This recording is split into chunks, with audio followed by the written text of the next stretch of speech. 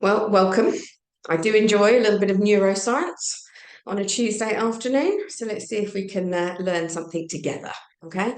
Any questions that you've got, do me a favor. As they pop up in your heads, put them in the chat. What I'm going to try and do is I'm going to try and get to them as and when they appear, if possible. But of course, there is a chance to ask questions at the end as well. I want to get into the basics of what is neuroscience in simple language. I think that's going to be a key thing for all of us. I'm going to make an argument for why we need to know about neuroscience for change. And then I'm going to give you some ideas of how we apply it. I've got lots and lots of examples. Anybody who's ever been on the Agile Change Coach course with me, which is neuroscience in practice, where I take us through sort of 41 neuro hacks or brain shortcuts for how we can change how people react to our messages, how we can improve their engagement.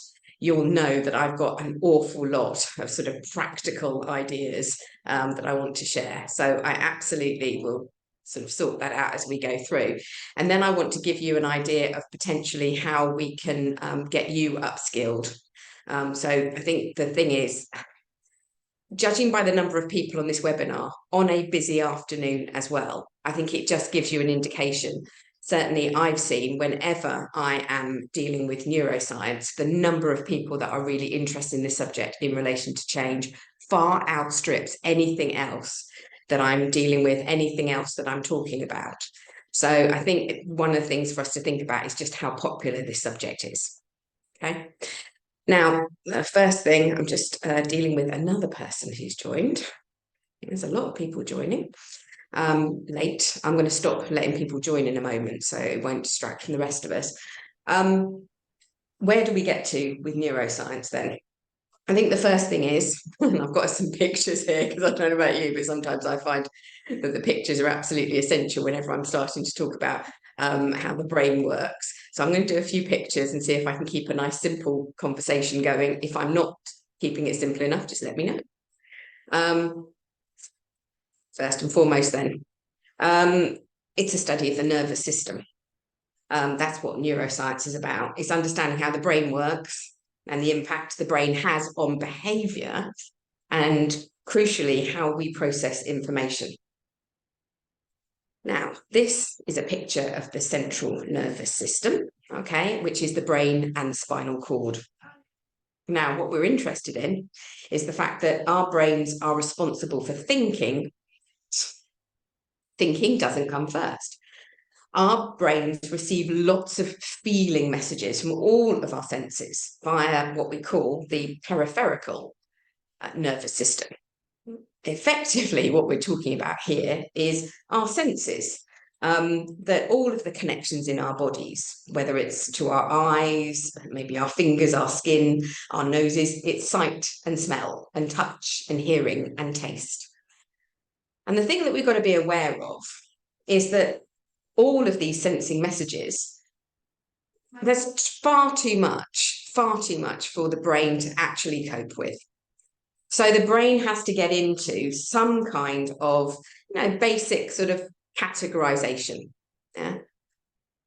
Because how can it possibly cope with the huge volume of messages unless it quickly knows how to categorize? And very simply, the brain is going to categorize in two ways. It's going to make an immediate decision, a split-second decision, that this is either a threat or it's a reward. And that's the thing that we're interested in, okay? Because that helps us understand what the brain is doing all of the time. It's a quick coding mechanism, but it triggers these sort of two responses, and this is what we're interested in. When it comes to threat, if you think about it, well, we're probably all aware of how threat feels. Yeah, this comes from two parts of the nervous system, actually. The sympathetic nervous system, which tends to think about fight or flight. So our immediate reaction, adrenaline increases our blood sugar, which generates a short-term response. Quick response gives us enough energy to do something.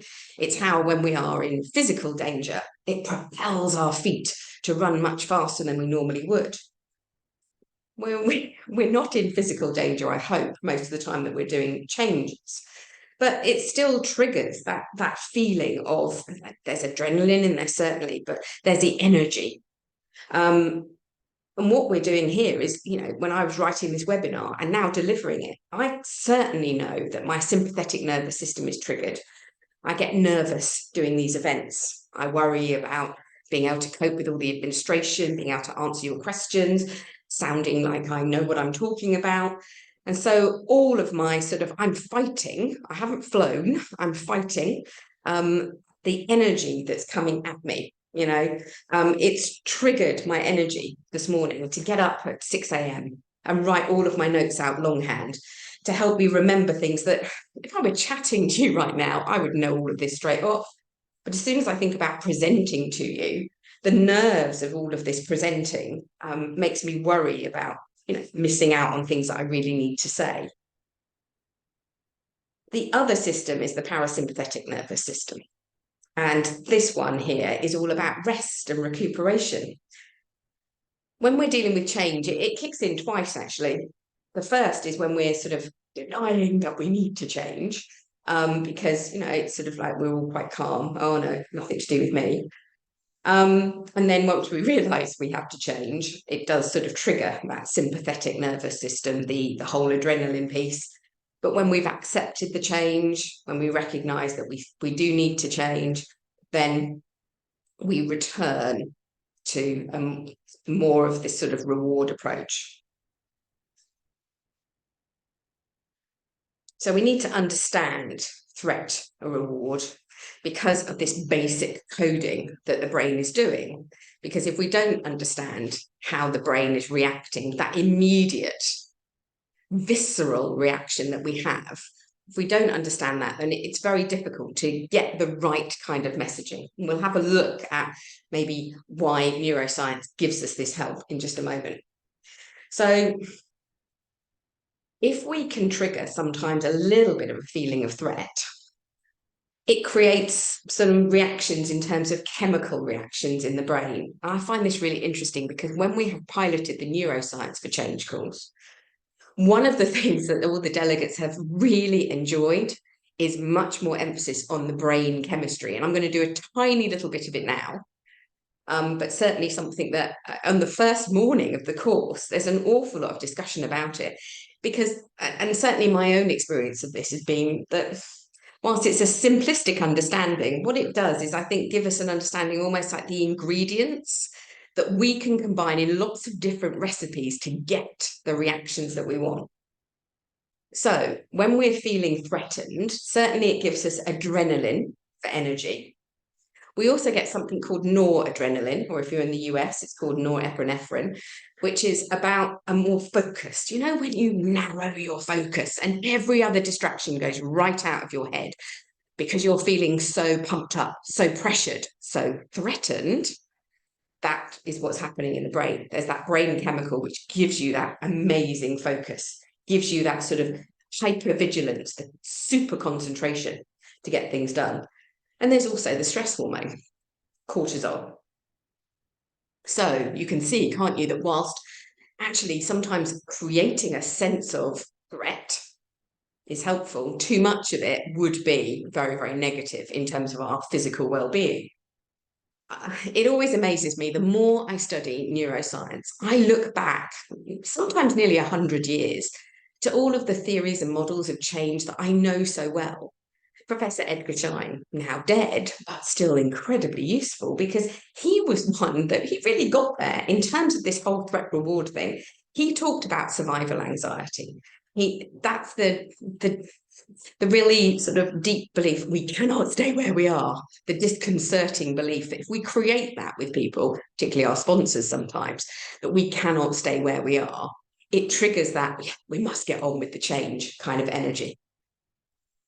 At the other end of the scale, we need to think about reward. And again, understanding some of these chemical reactions makes you start to think about how we can combine some of the things we do to get the results we want.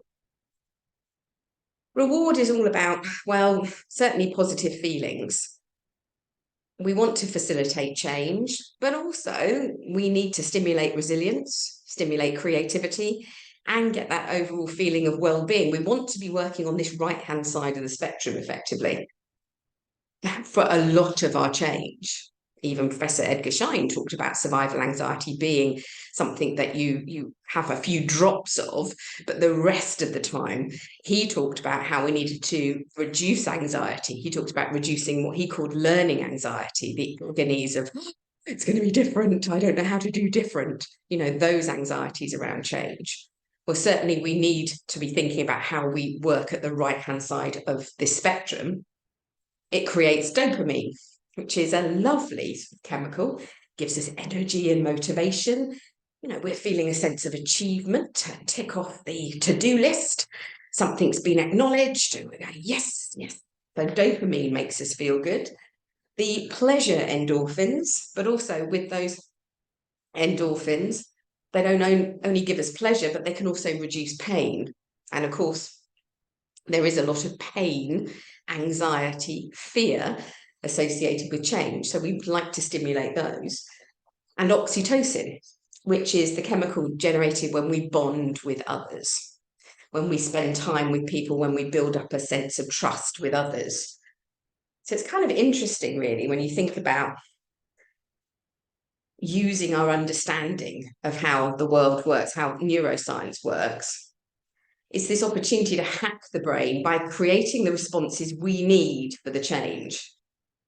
And I think we need to think about how can we decide on something that has to happen. Then we can think, okay, what actions can I take to stimulate the right kind of response? And that's how we can use our understanding of neuroscience. For example, if I think about actions that will create a rapid sense of achievement and progress, because that triggers dopamine. And if we do it with others, it creates oxytocin, a feeling of belonging with others. Of course, Maslow, another theorist, Maslow got there first in his hierarchy of needs when he talked about the need for love and belonging as one of those 5 in the hierarchy of needs. So pushing us to feel more reward rather than threat, so we feel better about the change. And the reason that I'm emphasizing this right-hand side of the spectrum as well is because I call on the school of positive psychology at this point. We know that when we feel positive, when we're feeling good about things, it increases our creativity, it increases our commitment, we've got greater resilience, we've got greater generosity towards others, which helps with collaboration, which increases our oxytocin, so it creates a virtuous circle. So I think certainly for my change practice, I'm very much of the opinion that, what we're trying to do here is move us much more towards reward than we are towards sort of the threat response. It's all very well having the threat response, but it has to be used in sort of small portions. So why are we bothering to talk about neuroscience in change now? Why have so many of you come on this webinar? Well, for me, I think that one of the things I'm rapidly finding in a more agile world, in a world with a great deal less hierarchy, is that I find that on the left there, I've got these, an example of how we do stakeholder identification and analysis, where we talk about the role that somebody has within perhaps our initiative. Or maybe we're thinking about their job title, what they're supposed to be responsible for. The problem I have with this is that if I'm building my communications around change based on this, are you a customer? And it could be an internal customer of change or an external. Are you somebody who's a supplier or provider? Or are you in some kind of decision-making or governance role? Whatever it is, the problem is that I create my emails, I create workshops, I create events around that kind of sort of groupings, but it kind of bounces right off. Equally, I can use sort of matrices to sort of slice and dice our stakeholders based on, maybe it's, in this case, I've just used the picture of one from the change management practitioner qualification, which is around power and influence versus interest in the change. Equally, I could have done something about level of participation versus level of impact. I mean, these are all helpful things, and please do not take from this that I'm trying to get rid of some of the tools that we use. I'm not. but I am concerned that they aren't always what we need, because I will base my messaging around these kinds of approaches. But again, the messages sort of bounce off because, and there are all sorts of reasons, but we're in a very competitive marketplace for our messaging around change. I'm trying to launch a major change for a global brand at the moment. All the people, the thousands of people that work in that organization, I'm certainly not the only change that they're dealing with at the moment. I want them to listen to me and my changes. I want them to change how they work. Why should they? They've got 101 other claims on their time. So lots of change messaging going to them. How do I stand out in that crowded marketplace? Let's be honest, potentially lots of cynicism, because they've been told about changes that are coming, projects that are happening, and some of them have, some of them haven't. Some of them have delivered benefits, some of them haven't. So there's a cynicism, there's a fatigue there.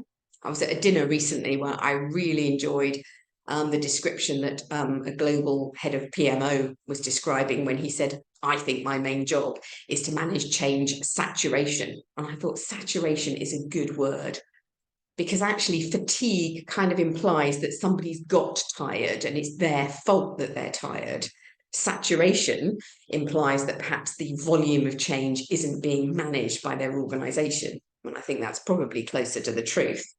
Certainly the results I'm seeing from the Global Capability for Change survey, I'm doing webinars on that next week where I'm giving the sort of the highlights of the results. But can we cope with the level of change we've got? Has got a sort of resounding no. So I think saturation is a good word. So my messages have to get through all of that noise. And I just don't think sometimes that by sort of categorizing people by the role they play, their job title, or what they're supposed to be interested in, it doesn't actually trigger the response that we're looking for. It doesn't get to the heart of what we're looking for. Whereas when I think about sort of, these logical arguments bouncing off, or even engaging stories bouncing off, it's because instead, why don't I go for brain-friendly messaging? And brain-friendly messaging, as I'm about to show you, in terms of some of the examples I'm going to give you, brain-friendly messages go to the heart of how we react. So we've talked about how the brain categorizes between threat and reward. And so the brain looks at something coming in and it's sort of thinking about, well, does this cause me pain or pleasure? Do I have autonomy over something? Because if I have self-choice, then I can protect myself. I can choose what's right for me. And nobody will ever make the same choices as I would, because nobody else is as invested in protecting myself from pain and increasing my pleasure as I am. I need to think about my energy.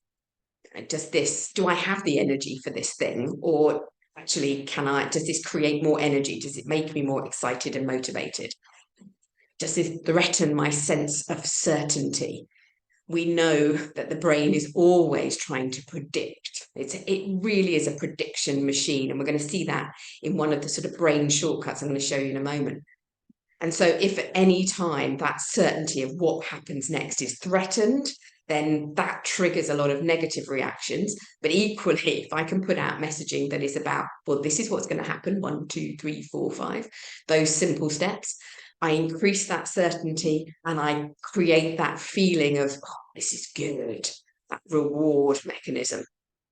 Again, threat, I can use that energy of the adrenaline, to get us moving.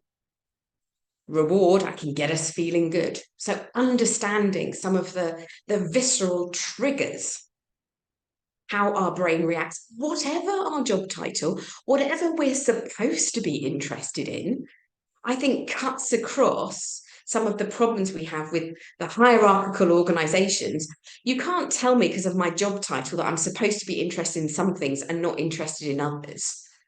I mean, I'm the chief executive of a generative AI company, and I know as the chief executive in that job title what I'm supposed to be interested in. And it's a lot more working on the company than working in the company. And yet I know that my natural urges is to create content and lead change initiatives within that company, because that's what I love to do. My job title doesn't really capture that. So any kind of stakeholder analysis on me would probably create messages that miss far more than they actually land with me. And I think that is the issue. People can't be told what they should be interested in and then genuinely expect them to be interested in it. That's not how it works, is it? That's not how we as human beings work. So I don't think that this interest in neuroscience is actually such a surprise. I also think that we're getting to that point where if I point out that I'm doing something in a change initiative because of a theory that's 85 years old, I do think it's great that neuroscience has validated a lot of the theories and models. But at the same time, I kind of need more evidence base. The research that underpins how the brain works can be a useful, convincing factor when I'm up against big brains with big egos in board meetings who are saying, why do we need to spend money on change management? Surely everybody knows how to manage change. We change all the time. I don't know about you, but these are the arguments that I'm coping with all of the time. So what I thought I'd do is I'd use the sort of the last half of this to sort of get on to how I might hack the brain and deal with the sort of the basics of how people are sort of coping. So do me a favor, if you know, come back on screen, some of you on your videos, and just put your thumbs up if you think, oh yeah, actually she's talking sense, this is useful. Put your thumbs up if you think I am. If you think I'm talking rubbish, tell me. If you've got questions, put them in the chat, because I'm getting hearts here. I'm loving this. Manoj is always really, really good in his iconography, actually. So yeah, calling you out there, Manoj, because you are. Yeah. Okay. So I'm making sense so far, yeah? Because this is something that I'm very selfish, really. I mean, we all are. That's what the brain tells us. Our brain is always trying to protect us. Yeah, and I'm selfish in the fact that I'm using neuroscience because I know it connects better with people who want to argue like crazy with me about, oh, change isn't important. We don't need to spend time on it. For goodness sake, everybody knows how to change. Why do we need to make such a song and dance about it? So I sort of seem to spend my time sort of trying to argue for our profession, if nothing else, which is a bit sad, really. Yeah. But hopefully I'll get onto some practical stuff. And one of the things I think you'll find, because it was only when I was going through this recently that I was thinking, good grief. You know, some of you might know I wrote this book called Agile Change Management. And it's amazing how, and this is not deliberate, by the way, but it's amazing how many of the things that we do in a more agile world actually really fit from a neuroscience perspective, how we can generate those brain chemicals that we want, the right sort of cocktail of chemicals that we want. There's a question I'm just going to read out. I've no idea who it's from, but I'm reading it out anyway. I wonder, in a world where social media connects us all within organizations, whether the simple categorizations are relevant anyway. It only takes a couple of negative messages around change in a public forum for sentiment to snowball out of control, making neuroscience perhaps even more sort of important. Yeah, I do agree. I think there's lots of reasons why perhaps this whole thing, if I just go back to it, this whole thing around, you know, these kinds of analysis tools, they have their uses. Let me be very clear. I can use these for the content. Sometimes what exactly do they need to know? But as you're going to see, sometimes it's how I put that message across that I think neuroscience really helps me think, what am I stimulating in the brain? What am I doing here? And as I said, I think that's where I get interested. So what I'm going to give you is some sort of neuro hacks. As I said, I think I'll talk about the two courses that I think you can get more information from. One of them is the very practical, hit the ground running kind of agile change coach course, where we can sort of coach people through change using this sort of hacking of the brain, neuro hacks. And then there is the new Neuroscience for Change certification, which I'm very proud to be the chief examiner of. I don't know how I wander into these things because I don't have the time for any of it really. But the course is absolutely fascinating. The feedback we've had, because we did it in an agile way and we piloted it a few times this summer. And the feedback we've had is absolutely brilliant. So I have no problem bringing that to the market for you because I think it's really, really good. And we did learn from the pilot, by the way, if anyone's interested. We started with a hypothesis that the course would actually require 3 days. We were unhappy with this because we know that we're all too busy, and the idea of trying to get 3 days out the office seemed, but we talked to the exam board and they suggested it might be 3 days. So we ran the first pilot like that. And we did realise that perhaps we could get it into 2 days. And in fact, we didn't need to spend that third day. So it's good to know that piloting, these operational tests that we run actually work, live or die by what you actually say on the courses, Mel. I think that's the thing here. You know me, I'm always about being authentic.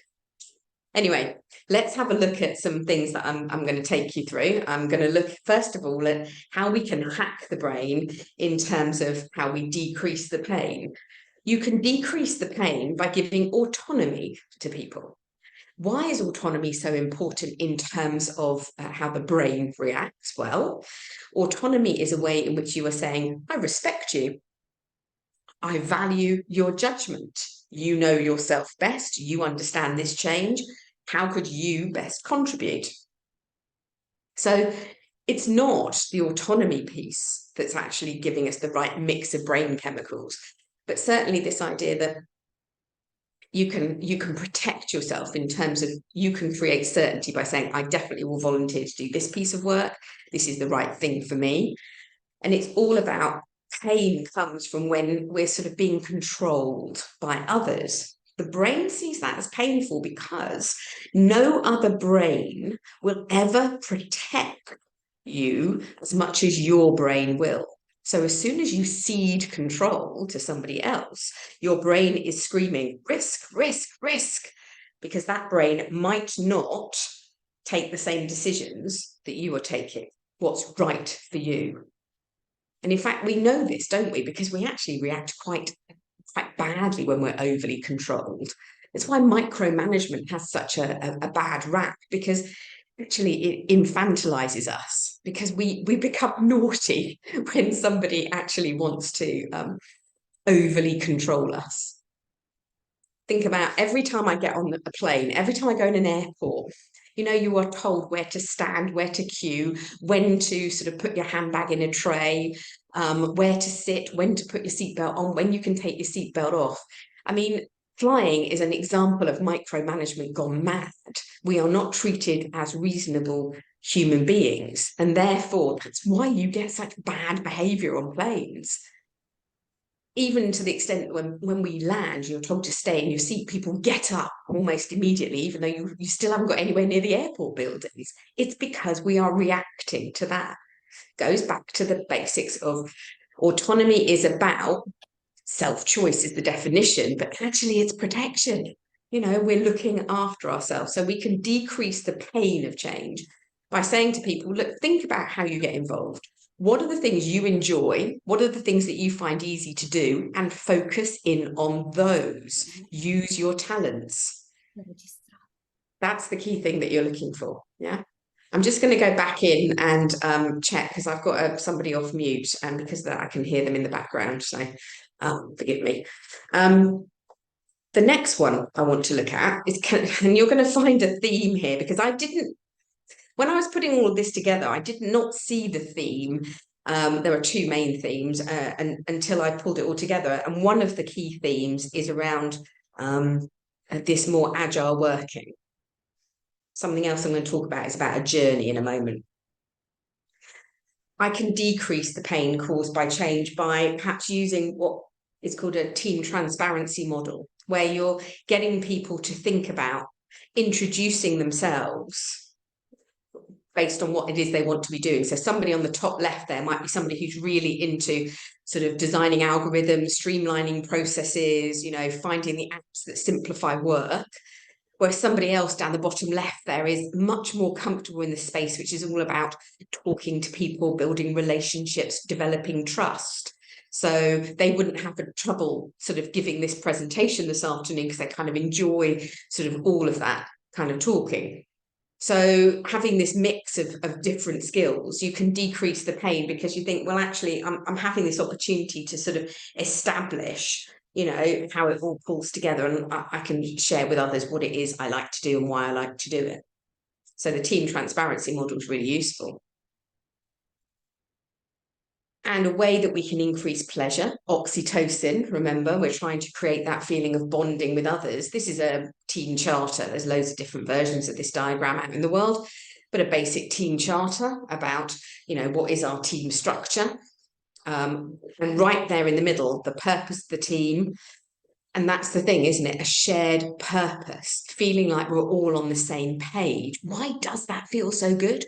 Because your brain is going, I found my tribe. I'm with a group of people that see the world the same way I do. We're all pulling in the same direction.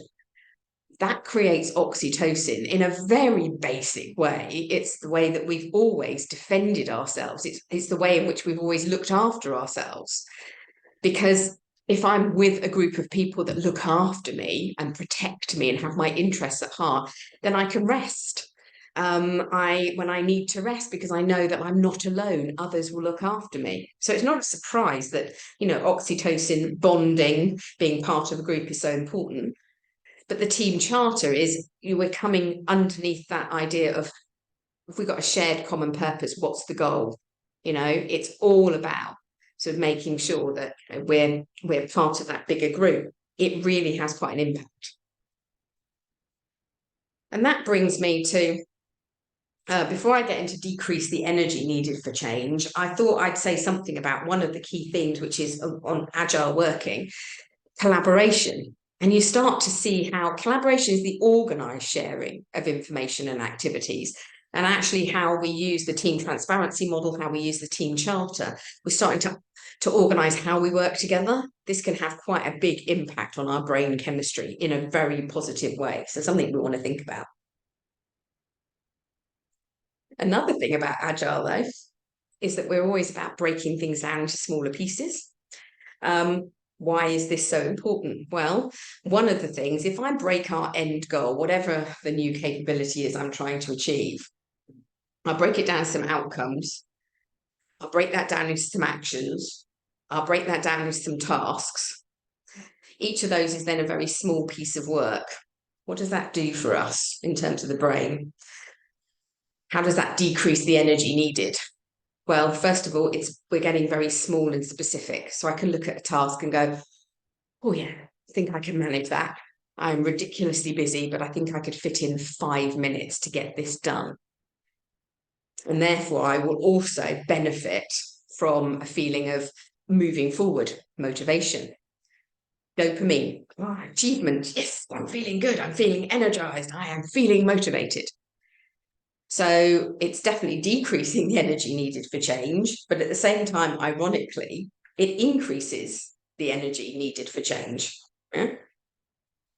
Keep things small. Yeah, we talk about iterative and incremental in Agile all the time. Who knew that was because it was so brain friendly?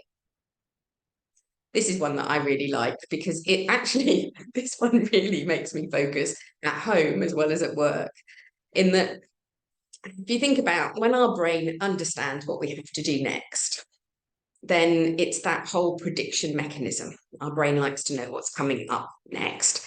And we find that very calming. We can go onto autopilot. It's where habits come from. I know what I'm doing 5 steps ahead because I've done it so many times before. I feel completely comfortable.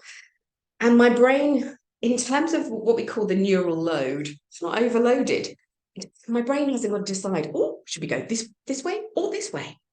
Whereas from B onwards, I'm thinking, oh, I don't know which way I'm supposed to go next. My brain is having to process all of these things. I've used this analogy before about roundabouts and traffic lights, and I've told you the genuine story of when I got a taxi to my friend's house for dinner.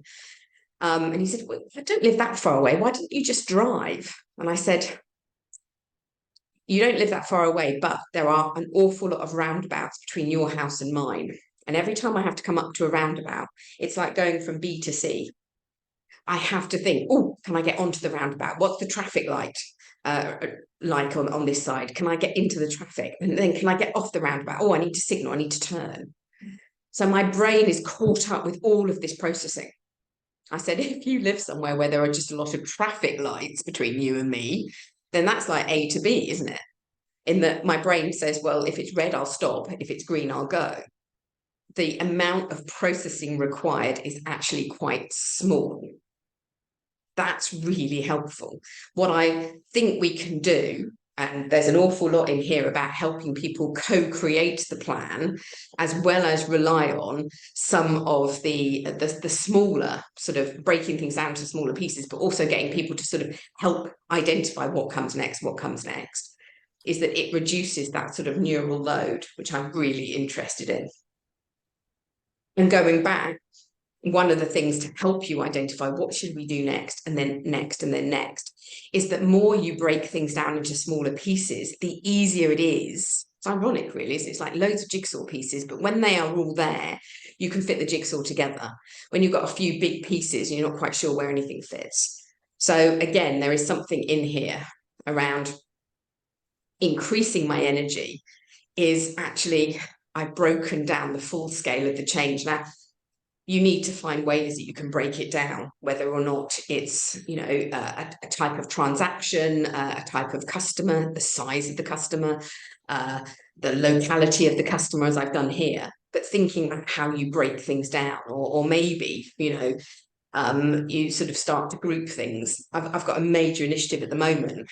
And although my brain is pinging with all the things I have to do, what I've started to group together is there are some stuff that we need to do at the start. And today is 7 weeks to the day after Christmas. So Christmas will have come and gone in 7 weeks' time. 7 weeks isn't very long to get a whole load of stuff done. Ooh, look at some of the reactions of some of you. Just suddenly that's hit home, hasn't it? There's not enough time by the end of the year to get everything done. Yeah, well, I'm in the same boat. So I'm grouping things into, at least we could get these things started before the end of the year. Yeah? So that's one of the things to think about. So keeping things really small is what I'm looking for, because that increases my ability, my energy to sort of cope with the change. And then this one I find really interesting. Really interesting about expectation.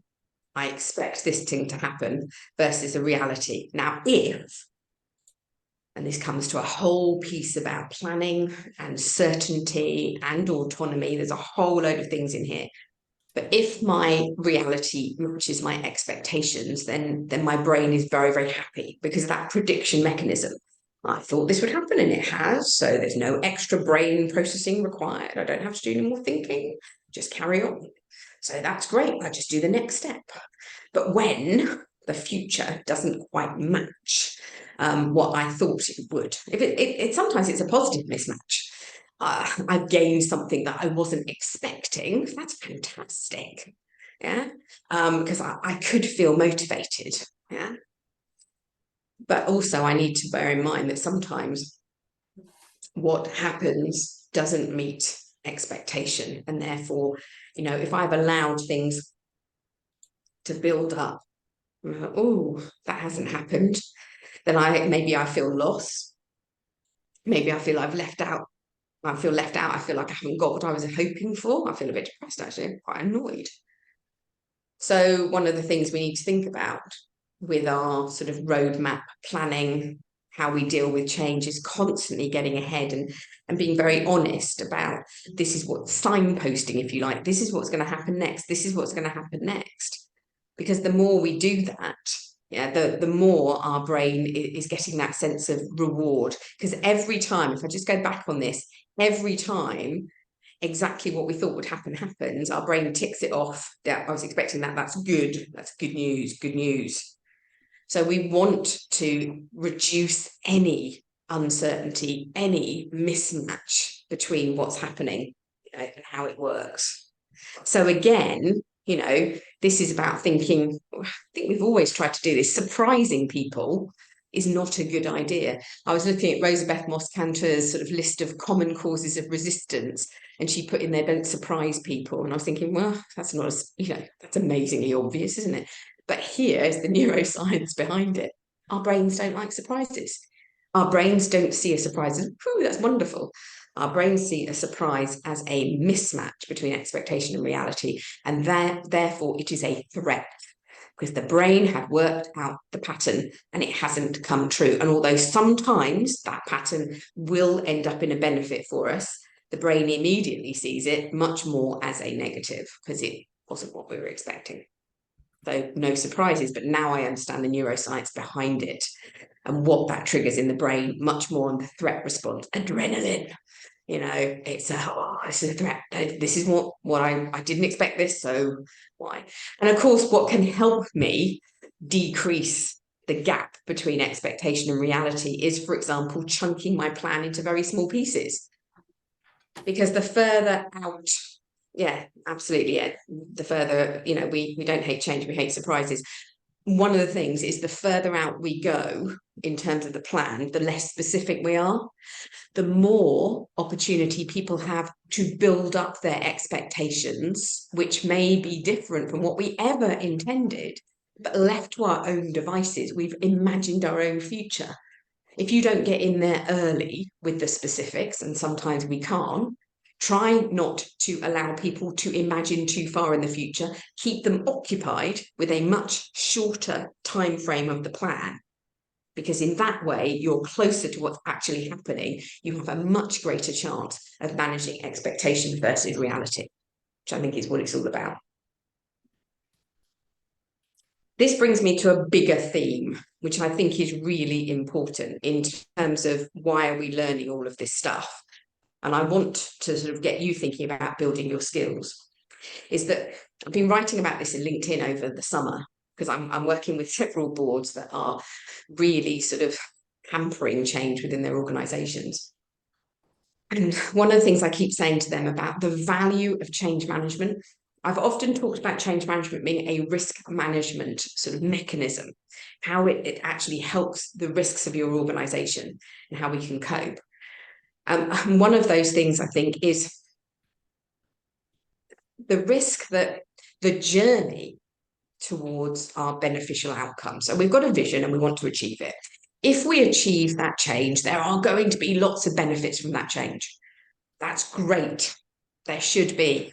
It's helpful to be able to call out all of those benefits at a very sort of micro level so that people feel, yeah, okay, I want to get there. But I think that the reason these skills are so important in terms of neuroscience is because what they help you do is manage the journey. And the journey is as important as the destination. Because if people are having a negative journey, in a world of quiet quitting, in terms of people getting impatient if their jobs aren't giving them what they want and think, I will quit and I'll go somewhere else. So the great resignation as well as quiet quitting, both are themes that came out of COVID, but certainly I would say that quiet quitting and the sort of doing the absolute minimum at the moment is something that's got a lot of people's attention. It's all about, if I can manage the journey and for you to have a great journey, then even if the benefits come off, they may be a year or two in the future. How do I keep you interested? If you're having a rotten journey, and yet apparently it's going to be wonderful when you get there. We've all been on holidays where actually getting to the destination was like an endurance test. Do you feel excited when you arrive? Or do you just feel utterly exhausted, probably having yelled at your partner and your children? And actually everybody's in a bad mood and the shine has come off. Wherever you might have landed and gone to the most fantastic Caribbean beach, but the shine's come off, hasn't it? because actually it took you 18 hours because your plane broke down and you had to all get off it and then wait 6 hours for them to find another plane before you got back on it. And then when they got back on the plane, they didn't have any catering, so you had to fly across the Atlantic without catering because they decided it was more important to get the plane in the air than it was to sort of give you food. You can see I do a lot of flying, right? Because I've been there, I've absolutely been there. I actually had a discussion with a pilot in Saudi Arabia once. This is a British Airways flight that wasn't working. There was a bit of smoke when they turned on the entertainment system. And I basically said to him, this was at 2 o'clock in the morning, I said, can you get it fixed here? No, we get fixed at Heathrow. I said, do you think people will die if we don't turn on the entertainment system? And most of these people are asleep anyway. It's the middle of the night. Why don't we just go? And he went, persuasive argument. I said, yes, most people have got phones. I said, even I can watch the Great British Bake Off on my phone if I need to. If I wake up in the night and I need to watch something calming, I will watch somebody screwing up a sponge cake. I said, so I think you can go. So it's this kind of thing, isn't it, about journey versus destination? And I'm beginning to feel that maybe that's something we can talk about in terms of change, about establishing our value, that people will quit during the journey, even if the destination is amazing. And neuroscience can help us ensure that we reduce the pain of the journey, we can increase the pleasure of the journey, we can reduce the effort required for the journey and give people more effort by making it easier to consume. We can take away the mismatch, which creates fear and anxiety of where we're going to what we're actually going to get. All of these things, I think, are really, really important. So I think there's a couple of things here. I've got 2 courses because I know so many of you want to know where to go next. The Agile Change Coach is a definite jumpstart. Hit the ground running, learn very practical techniques, and believe me, I've got several hundred. There's only 41 in the course. It's 2 days, and I give you as much as I can, and you get to practice. Yeah. The Neuroscience for Change course coming up at the end of the month is all about the things we're talking about now, and you have a chance to look at ways to reduce pain, increase pleasure, and really understand how we create energy, reduce the energy required. You get to understand sort of under the hood what's actually happening. So as we come to the end, any other questions? I've seen a few. The slides will be not provided, but the recording will be provided to all of you with an email with the links to these courses in there as well. As I said, some number of you have commented on, how the Agile mindset really does help, and actually now you can see the neuroscience link to what's actually going on in terms of agility, which I love. I fell in love with agility before I fell in love with neuroscience. The fact that the two, one sort of helps the other, it really excites me, makes me happy in this world. Thank you very much. I can't see any more questions that I haven't actually tackled, but I hope it was useful. If you're on video, put your thumbs up if it was useful. If you'd recommend it to others, please share the link, because I have recorded it, which is amazing for me because I usually forget. That's nice. And thank you for the comments, because I know people don't believe me when I say I get really nervous, really, really nervous. And I can feel my adrenaline, my noradrenaline. But actually, in a minute, when I stop the recording, I am going to experience some dopamine. And I've definitely got oxytocin from seeing you all on video and seeing the thumbs go up and things like that. So I'm really, really pleased about this. Thank you so much. I'm starting to see more comments. It's all about the thank yous and everything. Yeah. So I'll make sure you get the recording link. I'll make sure you get an email with the links on it. But I hope to see you on the courses really, really soon, because I think you're going to love it. Really love it. Have a great afternoon, guys. As I said, I'm going to go enjoy my dopamine now. Don't get to see that very often. Lovely to see so many of my friends on here as well. Take care, guys. Have a really nice afternoon. Thank you so much. Bye. Cheers. Bye. Been a pleasure. Right, actually, let's have a look. I've stopped the recording. I need to click the chat. There we go. Yeah.